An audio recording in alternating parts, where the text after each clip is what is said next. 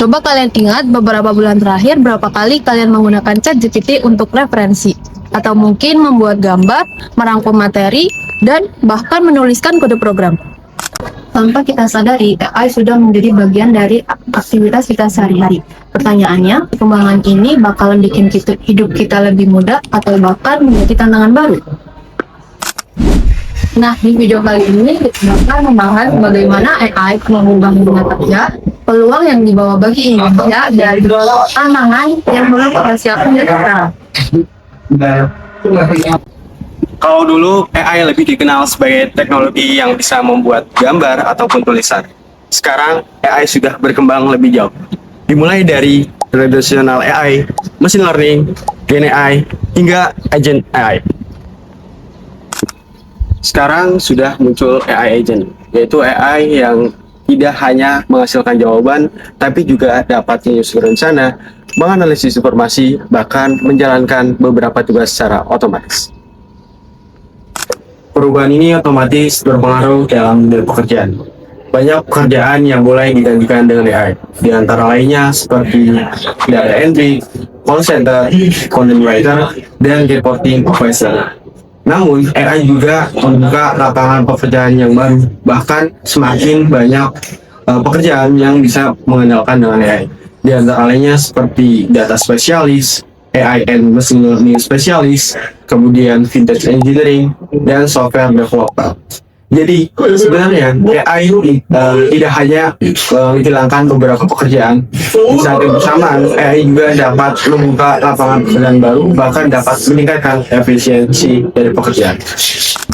Karena itu, kemampuan yang dibutuhkan sekarang juga akan berubah. Perusahaan tidak hanya membutuhkan orang yang dapat mengoperasikan teknologi, namun juga yang memiliki kemampuan analytical thinking, creative thinking, literasi teknologi, empati, dan lifelong learning. Intinya, AI akan menjadi alat bantu, namun yang membedakan adalah bagaimana manusia memanfaatkannya. Kalau dilihat dari kondisi Indonesia, peluangnya itu cukup besar. Dengan jumlah pengguna internet yang terus bertambah, ekonomi digital yang berkembang semakin pesat, dan juga masyarakat Indonesia yang termasuk terbuka terhadap pengembangan AI. Tapi di balik peluang itu ada beberapa tantangan yang harus kita hadapi.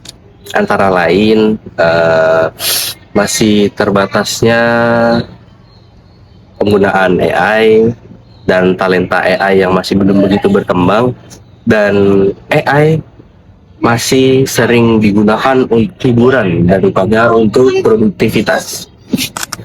Dan kalau tantangan ini tidak disiapkan sedari sekarang, maka kita akan semakin bergantung dengan teknologi di luar. Belum lagi ada risiko lain, yaitu seperti kebocoran data, serangan siber, bahkan sampai teknologi deepfake yang makin sulit dibedakan dengan video asli.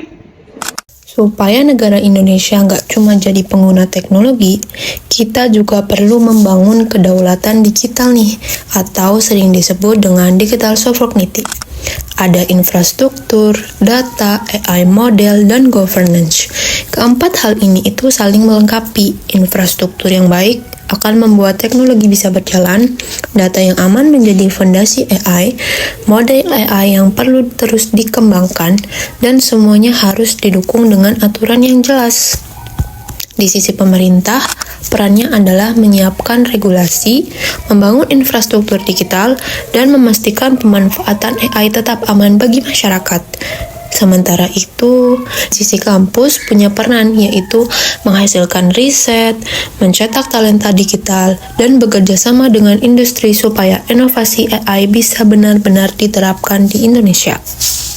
Produktivitas, mempercepat inovasi, dan juga membuka banyak profesi-profesi baru. Di sisi lain, kita juga tidak boleh menutup mata terhadap resikonya, seperti keamanan data, perubahan dunia kerja, dan juga penyalahgunaan teknologi.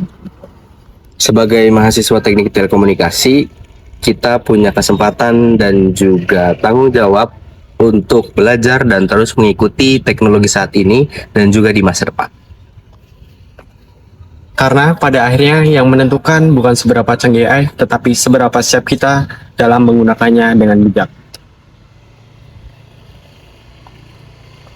Semoga video ini dapat mengedukasi serta memberikan wawasan dan gambaran untuk kita dalam menggunakan AI dengan baik. Terima kasih sudah menonton. Sampai jumpa.